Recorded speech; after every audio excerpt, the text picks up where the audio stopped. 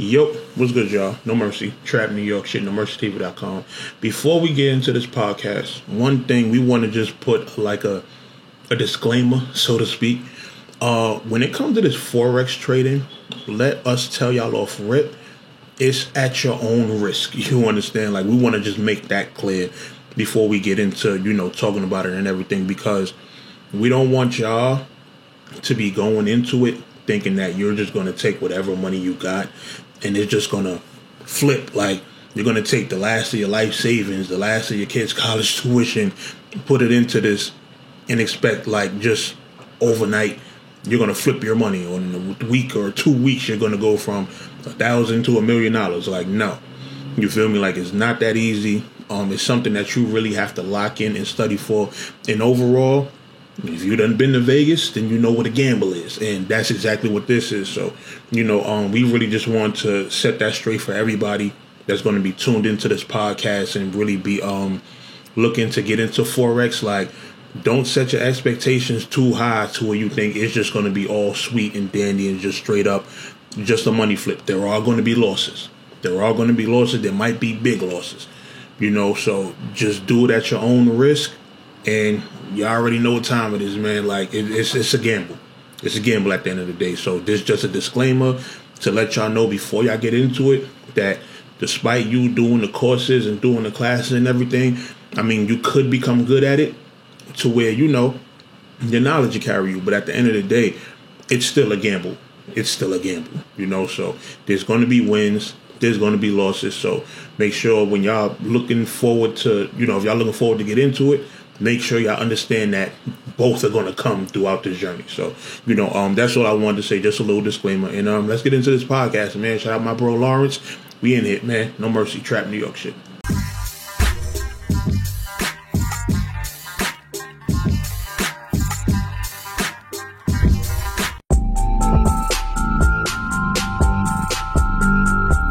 Head on over to Spotify and all other streaming platforms. Check out the No Mercy TV podcast.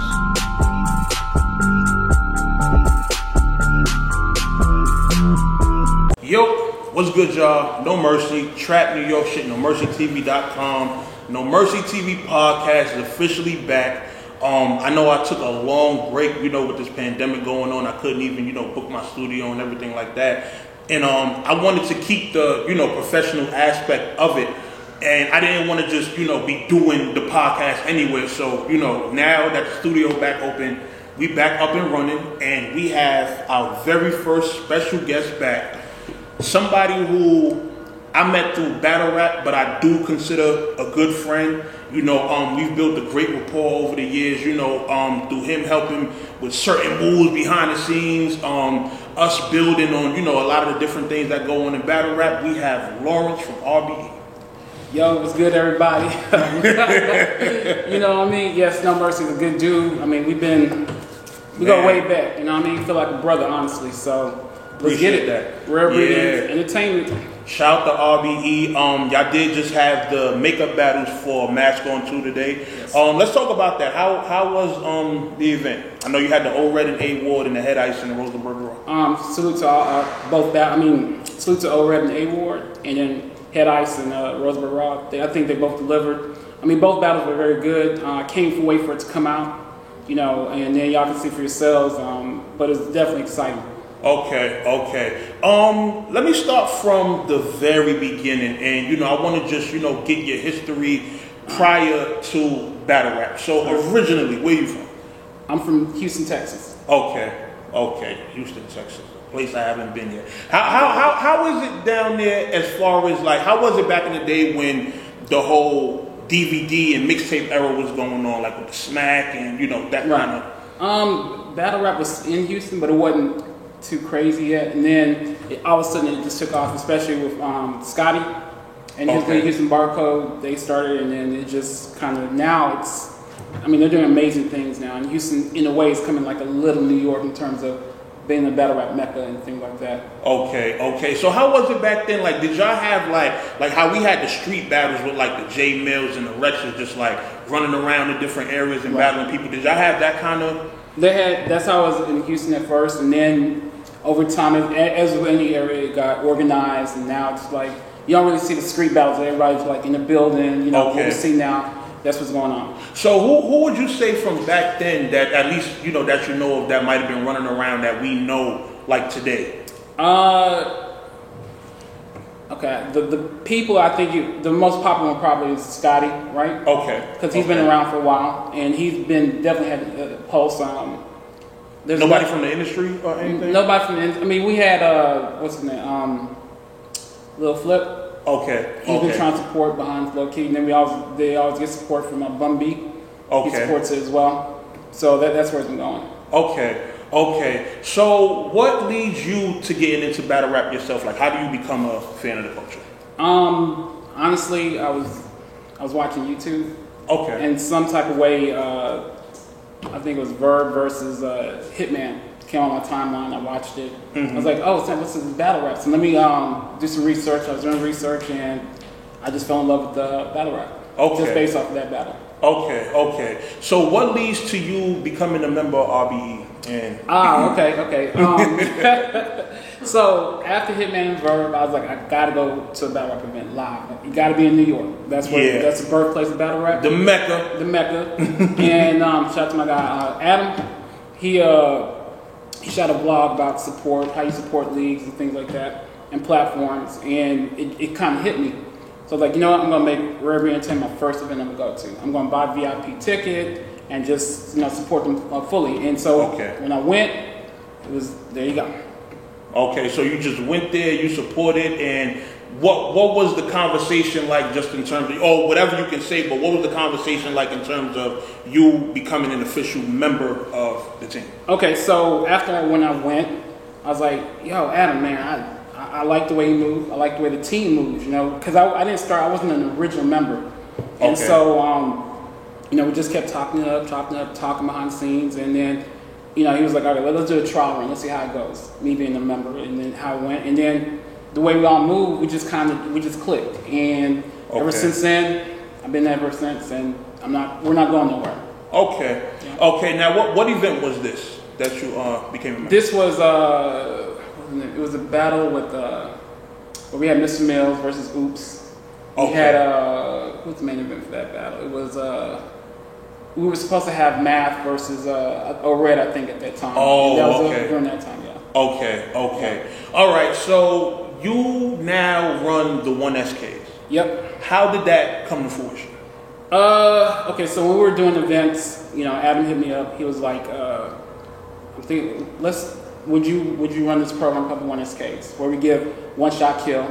And I was like, sure, I'll do it. And then since I decided to take over the program, that's how it's been ever since. Okay. So let me ask you, what is your process in terms of how you choose talent? I know me and you have talked about, this, and I know you have like a real, I want to say strict, just certain specific things you're looking for. Like, you're not just looking for anybody to rap. You're looking for specific things. So let's give just a general idea to the people of what you're looking for when you look for talent. Okay, so one of the things I look for is, I look at a battle. First of all, if you have battles, submit it to me. Spam is Twitter, Lawrence _RBE. Yep. Okay. I do watch all the footage and everything like that. So in the beginning, that's what I would do. I would review footage and things like that. Then I decided, you know what? Let me get some. Let me bring a partner on board to help me with this. And my first official partner is Robin Rhymes. Okay. She helped me with that, and shout out to her. And then, things happen.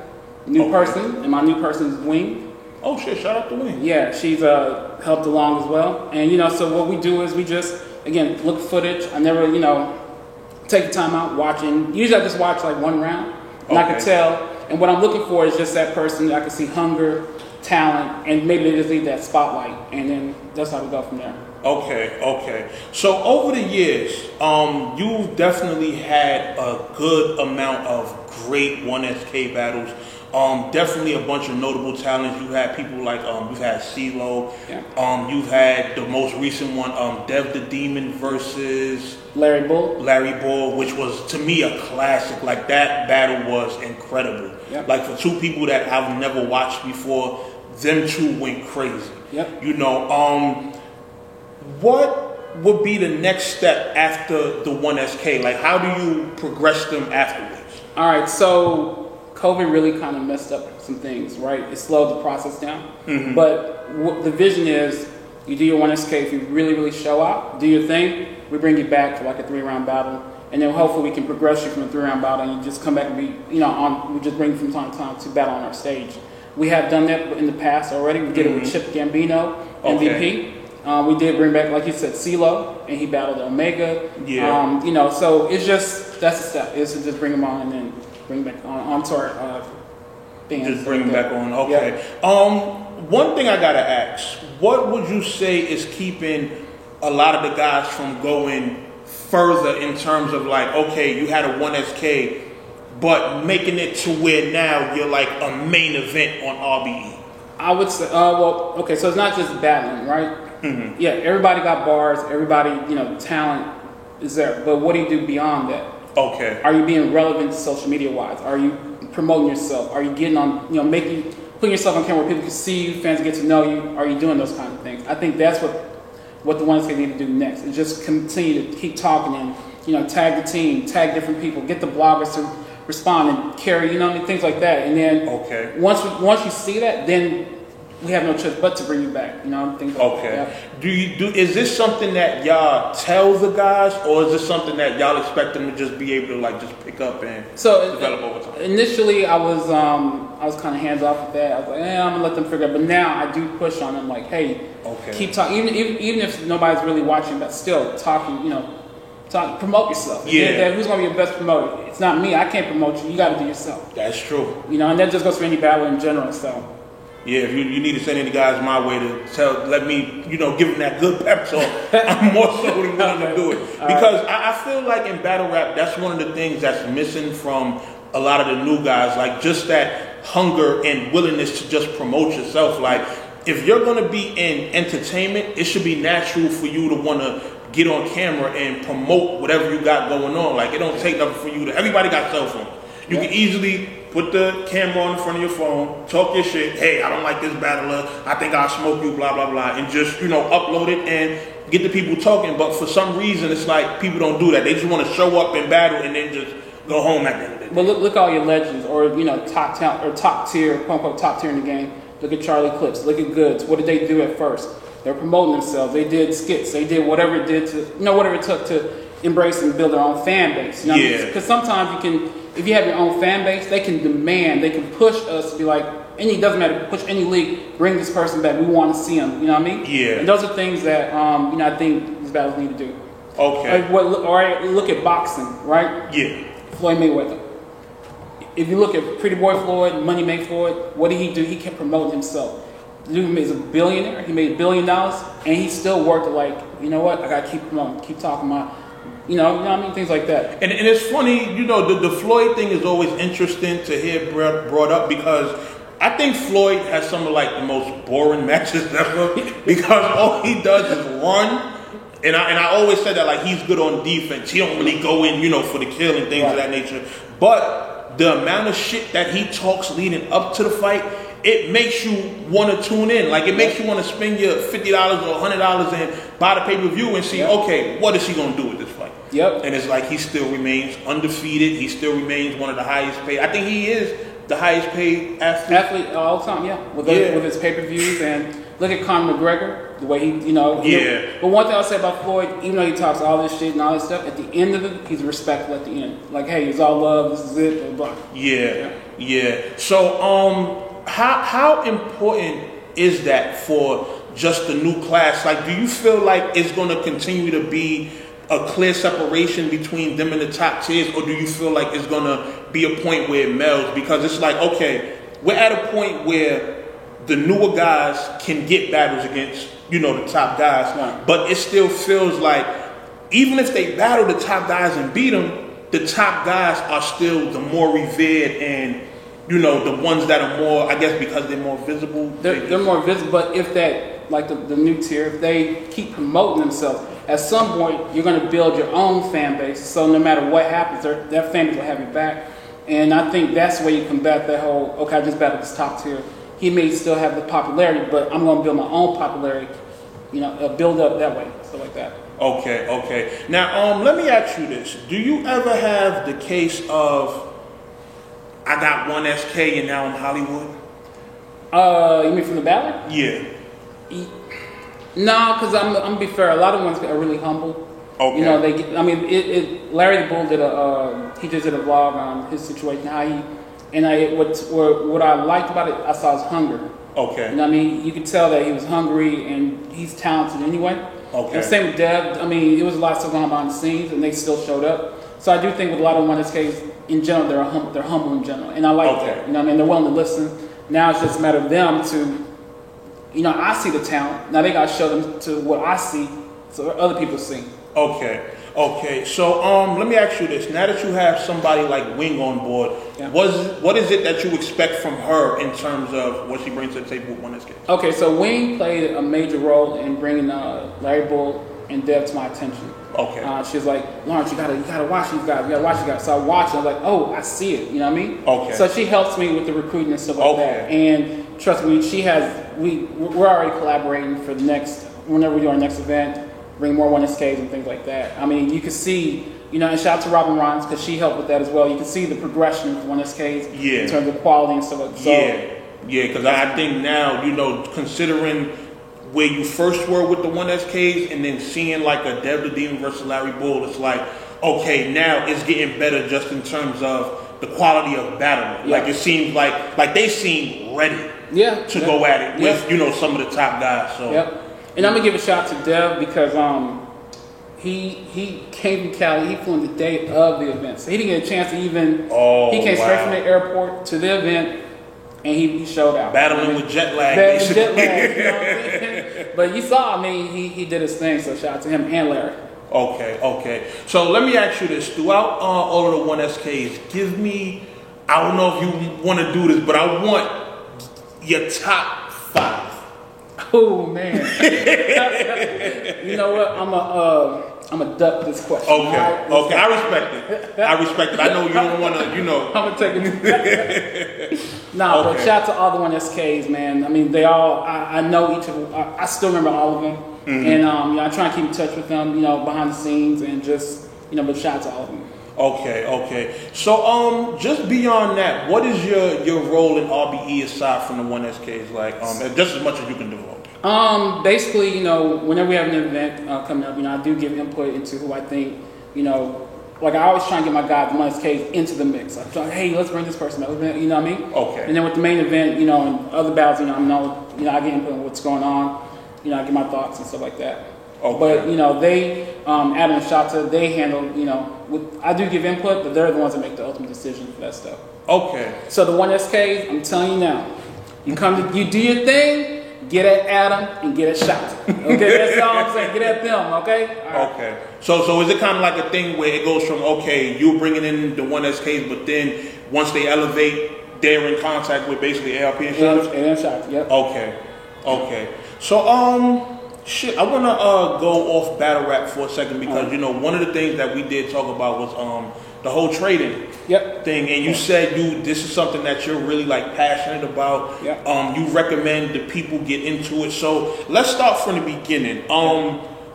First of all, let's because you just opened my eyes to something. You were telling me that stock and currency trading are two completely different things, and I had no idea about that. And I'm pretty sure a lot of people didn't know, that tidbit of information. So, explain the differences between both. Okay, so with stock, first of all, we're talking about companies like McDonald's, Adidas, Nike. They have their shares. You could buy or sell their shares. Okay. That's companies. Currencies is more country versus country. So the U.S. dollar versus like the Great Britain pound, for example. Or we got Great Britain pound versus the Aussie or the New Zealand dollar. So these are currencies of different countries. You can trade against each other, and that's the difference basically between. Okay. So how does stock trading work overall? Like just in terms of like, how do you get into it? What are the steps? How do you invest? How do you get money from it? Like what are those? Okay, so with the stock, it's really a matter of you. Like you can sign with Robinhood, you can sign with E-Trade, Scottrade, any of these companies you can sign up with, and then you just look at the company, you can do research, what do you think the company's doing? Are they doing something that you think they'll make their stock value go up? You can buy into it, and if it goes up, you can you sell it, you make your money. But if you're wrong, you can lose that money. Okay. That's how it goes with stock. Okay. So when you do invest money, how is it? Like, do you, like, let's say you invest, let's start somewhere small. Let's say you invest like $20 in the stock somewhere. Let's say you take the loss on it. First of all, how is the loss calculated? Like, is there a certain amount of time that goes by and it's just like, okay, you lost the $20 or you've profited off of it? Like, how? It depends on what kind of trading you're doing. I don't want to get too technical, but it just depends on if you buy a company. If that company makes money during that time, it's on you to decide if you want to hold that, or if it goes against you, you want to sell out and keep some of the money so you don't lose everything. Because that's the one thing with stock, you can lose it all just like that. Whereas in trading Forex, which is different, you can take that same $20, but you can put out your risk, how much you think you want to put into it, and not lose the whole amount because you're protecting your trades and things like that. That you can do in Forex, which is why I like currency trading. Okay. Okay. So yeah, you saying you like currency trading. Let's talk about the ins and outs of that. Like, how does that work? So currency trading, there's so many ways to attack to deal currency. But I would say the first thing, go to babypips.com. They have a free Forex course. It's free, so you know what you're getting into. But in general, I think with the currency, it's just a matter of you determining which two currency pairs you want to play with, or in terms of trade against. So let's say US dollar versus Canadian dollar. Let's say okay, at this time I'm reading some reports, I'm looking at the charts, and I feel like, US dollar is going to be more than Canadian dollar. So you're betting on that. You put money into that, and if it goes up, you make money along the way. And you can stop it, and you take a profit. But if you feel like the Canadian dollar is going to be more, then you just bet on the Canadian side of it. And then if that happens, you make more money, and you just get out that way too. Okay, so let me ask you this. How much weight does social media hold in the whole stock and trading things? Because I've seen, like, let me give you an example. I've seen Ebro tweet something. I forgot what he tweeted. It was something I want to say about Tesla. He tweeted something about it, and people were angry as hell, like to the point they took their money out of Tesla. Right. Because they felt like it was going to take a loss. And then I think the next day they did report that they took a loss. And what was that about? Like, how does social media, how can tweeting something affect people buying stock? So that's another thing with the stock market. News can affect it. And somebody like Trump sent out a tweet. It can kill a stock or make a stock go crazy in price. You know what I mean? Okay. So that is a thing. That's one reason why I don't like trading stocks, because I know that any little news can affect it, and there's nothing you can do about it. You might be making money, and then all of a sudden something's tweeted out. Even all the profit you made is gone, just like that. So even somebody with me with an account as little as, like, I think I have maybe about 7,000 followers on Twitter. Okay. Let's say people are investing in Mazda. Okay. And I make a bullshit tweet that just happens to go viral, it's going to affect. It can affect it. It depends what the stock is, but definitely it can be affected. I mean, if you're dealing with, let's say, getting to US 30, I know you heard of New York Stock Exchange, right? Yeah. People actually trade that currency. As a currency, I can trade New York Stock Exchange. It's called US 30. News can really affect, that can kill your account just because of a news item, you know what I mean? Okay. So I don't choose to trade US 30. I mean, and as a currency trader, I can trade anything. I still trade stock, but I prefer the currencies because I know then at the end of the day, if I'm doing my research, my analysis on it, I know I can pick this country, even if, like, people say things are bad in the U.S., right? Which is true, things are bad, but I still can bet on the U.S. dollar against another country that might be doing worse than the U.S. And still win and make money and stuff like that. Okay. So let me ask you the difference between, like, for example, you have people who trade using phone apps. Yeah. And then you have people who have the whole 5 or 6 computer monitor setups. Right. What's the difference between those two ways of operating? Okay, so when you see someone with 5 different monitors, to me that just tells me that they're looking at the whole market as a whole. Okay. They're looking for, like, they may see it set up on a particular pair, and then they just go and play with that pair and try and make money from that. Okay. But then the person, like, on the phone, in my opinion, they're just focused on one particular currency pair. That's all they focus on. You don't need the big monitors because you know what you're looking for in that particular pair, and you can go that way. Okay. Now, I know they have, I know basically Wall Street is like one of the primary places where everybody's doing trading and stuff like that. I've watched Wolf of Wall Street. Mm-hmm. How is that experience just in comparison to being somebody who does it on your own, whether you're doing the phone apps, the monitors? Like, what's the difference between that and the whole going to Wall Street and doing that? So Wall Street, any commodities, they all fall under this thing called Forex. Okay. So it's like, I know everybody knows the New York Stock Exchange, and that's big, but the big is Forex itself. You know what I mean? So it's like, gotcha. So from Wall Street angle, it used to be back in the day, you had to have like millions of dollars to play in a market like that. Okay. But with the phone apps and the smaller, like what we see, it allowed people like you and me to get into the game at a fraction of what they had to pay. So then you can, at some point, you can build up, and then you be the six-figure, $1 million. You be that guy on Wall Street, even though you're not on Wall Street, you're at home because you took the time and you built your account up that way. You know what I mean? And it is doable. You have to study, you have to, because there's a lot of stuff going on in the industry, but it is very possible. Okay, so is it possible? That is killing me. But, is it possible for someone to go from, let's say, just taking a risk and throwing maybe a couple of $100s into the stock market, and then possibly becoming somebody who's making six figures or millions of dollars off of the stock market? It's very possible. I mean, if you look, for example, Trump sends a tweet.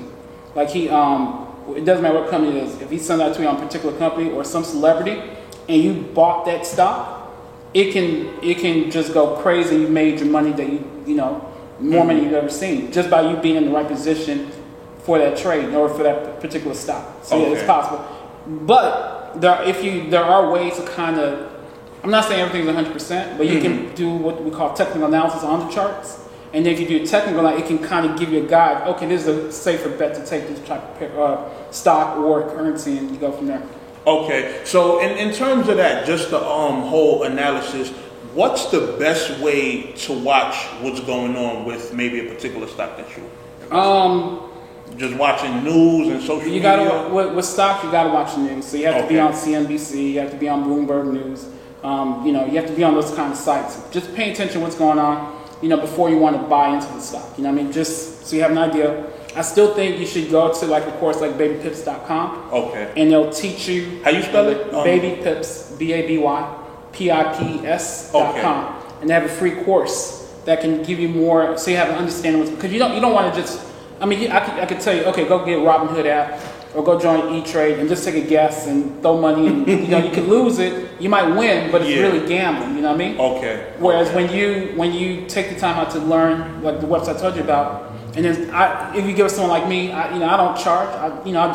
I'll give you help and point you in the right way, what to look for so you can be successful in the market. Okay. So that's it. So that's it for No Mercy, Rock. If y'all want to do Forex, go to babypips.com. I'll put the link in the description. That way, y'all can just click the description and go. And I will know if you did it or not because I went through the course myself. This is not a quick one-day course. Just take the time. If you really want to learn, take the time. It's worth it. How long? By how long is it?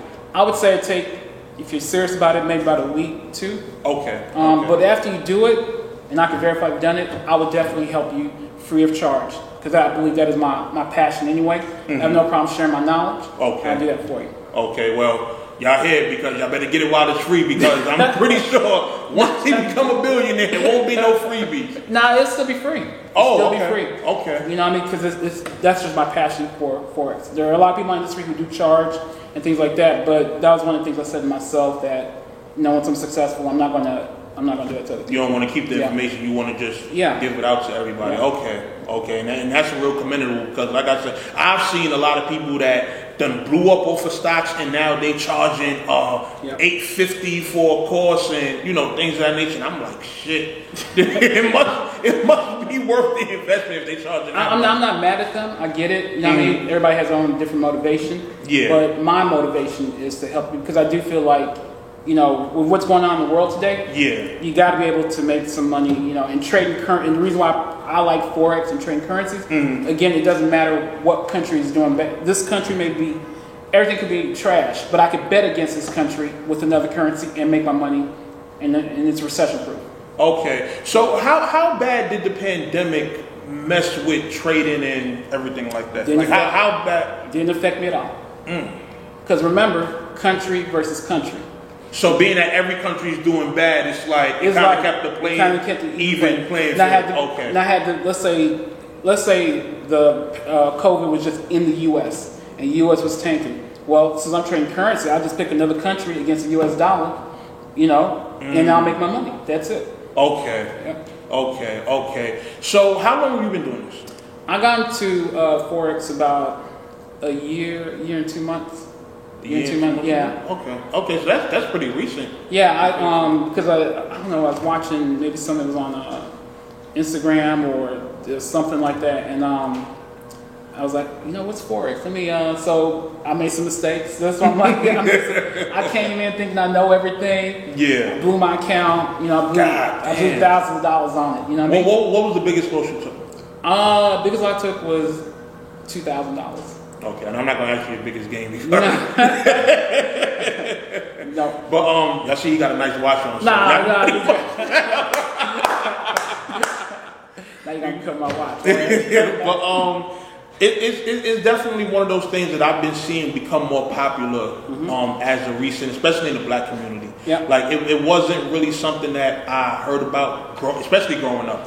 Yeah. I thought it was strictly white people, Wall Street kind of situation, and then now it's just everybody I've seen getting into it. Like I see KG the Poet. He's actually about to start a podcast where he's going to be telling people, I guess probably some of the best trades and just how to get into it overall. You got you that have gotten into it. So now I'm starting to see more black people start to.